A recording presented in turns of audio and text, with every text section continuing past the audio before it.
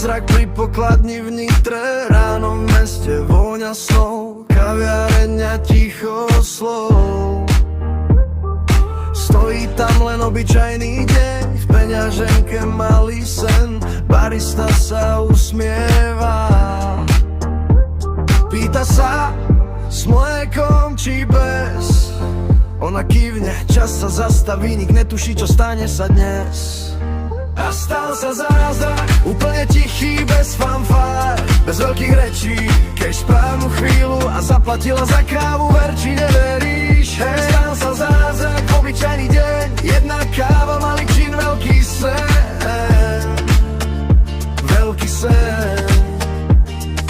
Ľudia v rade ani nedýchli, svet sa nezrútil, nič nezmizlo. Terminál pípne ako dôkaz, že legendy môžu byť blízko nás. Pena sa chve, káva horúca, realita je dnes odvážna. Pohár do dlaní, úsmev tichý, hovorí viac než 1000 fráz. A stal sa zázrak, úplne tichý, bez fanfár, bez veľkých rečí. Keď správnu chvíľu a zaplatila za kávu, ver či neveríš. Hej, stal sa zázrak, obyčajný deň, jedna káva, malý či veľký sen. Nie sú to draky ani hviezdny prach, len odvaha v správny čas. Aj malé veci menia svet, keď sa na ne niekto dá.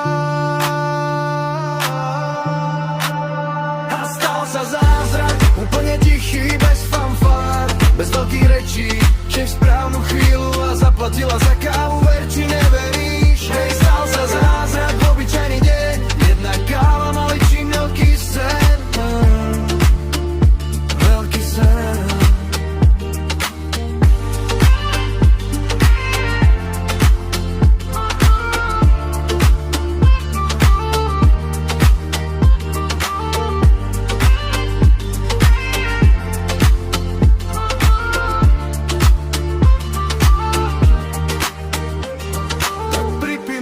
Zázraky všedných rán, na kávu, čo zmení plán.